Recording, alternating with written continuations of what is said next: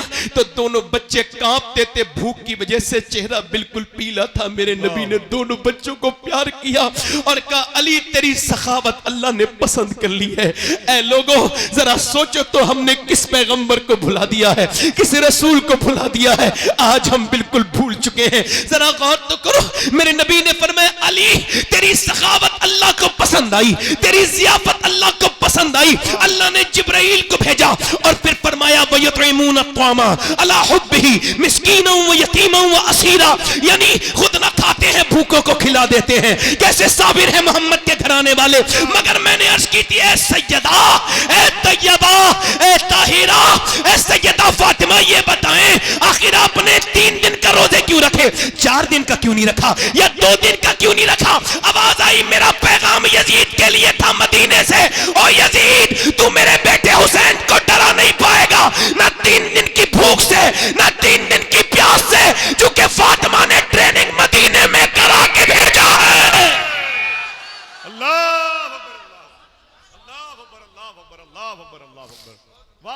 नारे तकबीर, दोनों हाथ उठा के नारे तकबीर। आपको नारे रिसालत। आपको ये माहौल कैसा लग रहा है बोलो? ये माहौल सब गौस पाक का बनाया हुआ माहौल है, ये सब बड़े पीर ने बनाया है। तवज्जो करें हुसैन, अब सुनो, अब जरा एक तवज्जो करना। मौला अली कहते हैं मैंने अपनी बीवी फातिमा से पूछा, बोलो सुभान अल्लाह, मैंने पूछा फातिमा मैं कुरान पढ़ता हूं, तवज्जो करना हाजी उस्मान साहब, जरा आपकी तवज्जो इस अपने बात पर, यहां पे देखिए। मैंने पूछा फातिमा ये बताएं मैं जब कुरान पढ़ता हूं एक पांव रखता हूं घोड़े की रकाब पर और जीन पर बैठने से पहले मेरा कुरान मुकम्मल हो जाता है, ये आपके अब्बा की बरकत है, मगर आप बताएं आप कैसे कुरान पढ़ती हैं? तो सैयदा चक्की चला रही थी, मुस्कुरा के बोली मैं अपनी चक्की शुरू करती हूं, उसके अंदर दाने रखती हूं और एक राउंड, एक चक्कर मेरी चक्की का पूरा नहीं होता कि फातिमा का कुरान पूरा हो जाता है। अरे जब बाप ऐसा कुरान पढ़े और माँ ऐसा कुरान पढ़े तो बेटा अगर नेज़े पे चढ़ के कुरान पढ़े तो हैरत की बात क्या है?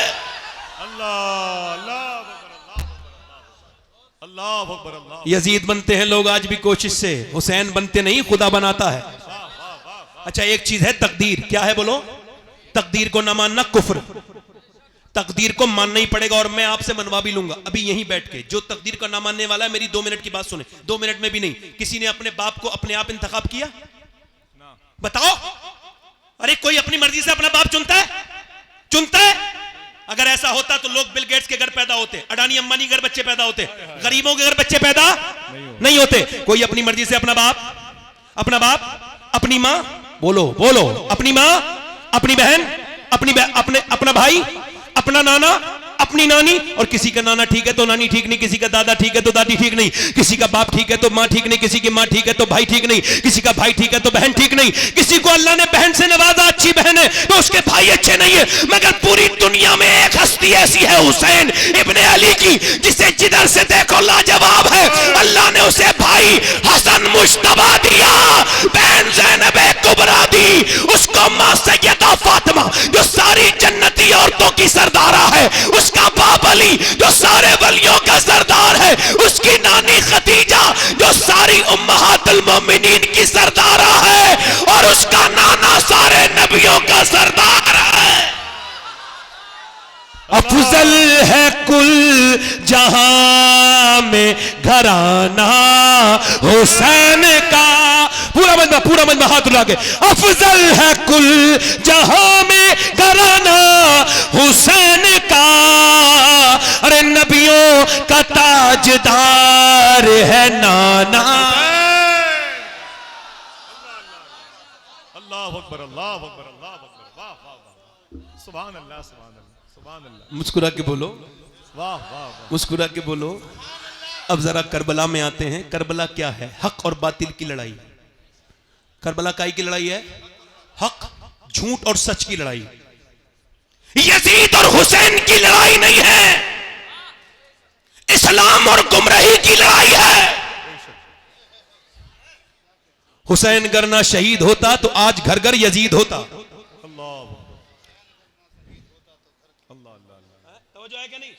हुसैन कौन है? हुसैन कौन है? अच्छा आप ये पसंद करोगे आपका इमाम किसी शराबी के पास बैठे? ना ना ना ना आप पसंद करोगे आपका इमाम किसी जुआरी के पास बैठे? ना ना यार जब आपका इमाम आप पसंद करोगे उसके हाथ में बैत होना जो शराबी के घर खाना खाता है, आप उसके हाथ में बैत दे सकते हो? अरे ऐसा पीर पसंद करोगे जो किसी बेनमाजी के साथ रहता हो? नहीं ना। अरे तो हुसैन तो पीरों का भी पीर है और इमामों का भी इमाम है। यजीद के हाथ में कैसे हाथ दे देते? नहीं दिया हाथ, छोड़ दिया मदीना, छोड़ दिया, बोलो छोड़ दिया। जब ज्यादा दबाव बढ़ा तो आपने फरमाया मैं मदीना छोड़ रहा हूं, इस वजह से मैं नहीं चाहता मेरे नाना के मदीने में लड़ाई हो। तवज्जो करो जरा मेरी तरफ देखो, ये मदीने सेल्फी वाले लोग जो जाते हैं ये कोई जाते वाते नहीं है, ये तो सेल्फी निकालने जाते हैं, ये तो वहां वही करते रहते हैं, इधर से लाइव उधर से लाइव। कभी अपने गुनाह भी लाइव करना बेटे, इतनी नेकियां लाइव करता है, कभी गुनाह भी लाइव करना अपने। गुनाह छुपाता है, नेकियां लाइव करता है। नेकियां तो छुपाने की होती हैं। वहां मदीने में खड़ा है और कह रहा है एक लाइक दे दो, और वो भी हिंदुस्तानी लोगों से। पागल है, मदीने गया ही क्यों था? यहीं पे लाइक मांग लेता, मैं मदीने में हूं एक लाइक कर दो। और पागल एक बार मदीने वाले से कह देता या रसूल अल्लाह एक बार लाइक कर दो मेरे नबी।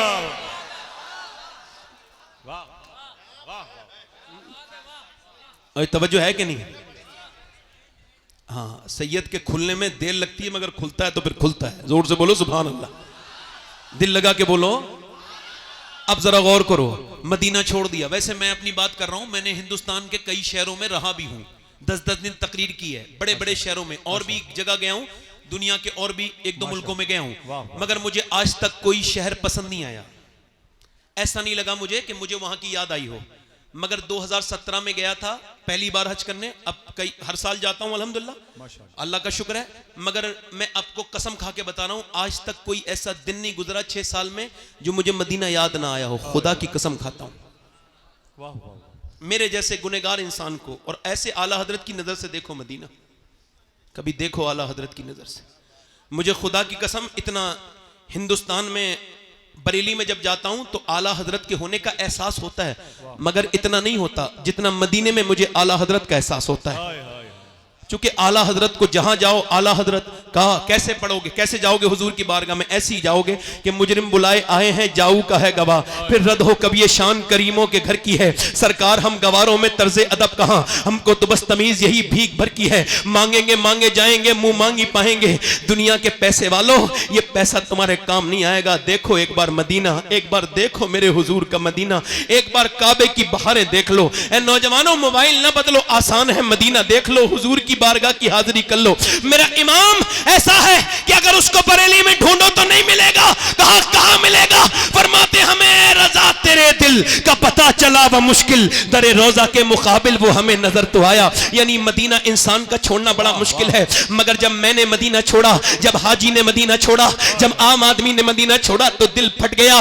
वो एयरपोर्ट तक रोता हुआ आया, और जब मदीना याद आता है तभी बैठ के रो लेता है। मगर बताओ वो हुसैन कैसा मदीना छोड़ा होगा, कैसे मेरे हुसैन ने मदीना छोड़ा होगा, जिसने बचपन में आंखें वही खोली है, जो कभी अपने नाना के कांधों पर बैठा है, कभी नाना की जुबान चूस रहा है, कभी नाना के कांधों पर बैठा है। कौन? हसन हुसैन। कोई समझेगा हसन हुसैन को? हजरत उमर फारूक आजम इमाम हसन इमाम हुसैन को देखने रोज आते हैं हुजूर के विसाल के बाद। मौला अली ने कहा पहले तो नहीं आते थे हुजूर के जमाने में, उमर अब इतना मेरे बच्चों को क्यों देखने आते हैं? उमर रो के बोले तेरे बच्चों की चेहरा अली बिल्कुल मेरे नबी की तरह है, इनको देख लेता हूं तो बिल्कुल नबी याद आ जाते हैं, नबी की तशनगी कम हो जाती है। मेरे बरेली का इमाम बोला मादूम न था शाये सकलैन, उस नूर की जलवागाह थी जाते हसनैन, और तमसील ने उस नूर के दोस्त से कर दिए। आधे से बने हसन, आधे से हुसैन। हुसैन ने मदीना छोड़ दिया। कैसे? दिल से मदीना छोड़ा। मक्के आ गए, मक्के में खतूत आए,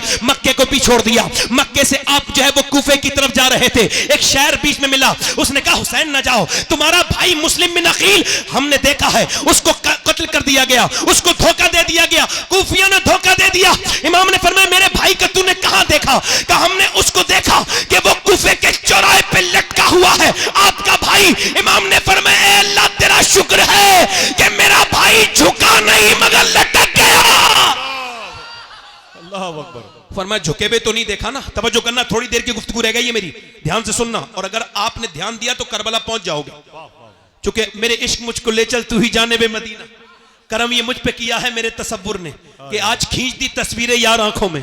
ये करबला इमाम गए, मोहनदास करमचंद गांधी हिंदुस्तान के राष्ट्रपिता, उनका फोटो उस पे आता है काय पे, नोट पर। उनसे किसी ने पूछा ये आपका ये सूती कपड़ा है, ये आपकी धोती है, ये आपके कपड़े हैं, और ये आपके पास चरखा है, क्या इससे ब्रिटिश एम्पायर से लड़ेंगे? आपका दिमाग ठीक है? दिमाग तो ठीक है, इतनी बड़ी ताकत से लड़ेंगे? कब मेरी हिम्मत नहीं होती थी। गांधी बोले फिर, मगर बोले जब मैंने करबला को पढ़ा और जब 72 शोहदा को पढ़ा तो मेरी हिम्मत हो गई। मैंने देख लिया कि 72 को मिटाने के लिए 22,000 आर्मी आई थी, मगर करबला के मैदान गवाही दे रहा है कि 22,000 का नामो निशान मिट गया, मगर 72 के खेमे आज भी करबला के मैदान में लगे हुए हैं। 72 के खेमे अब भी करबला के मैदान में, बोलो बोलो, करबला के मैदान में, करबला के मैदान में लगे हुए हैं।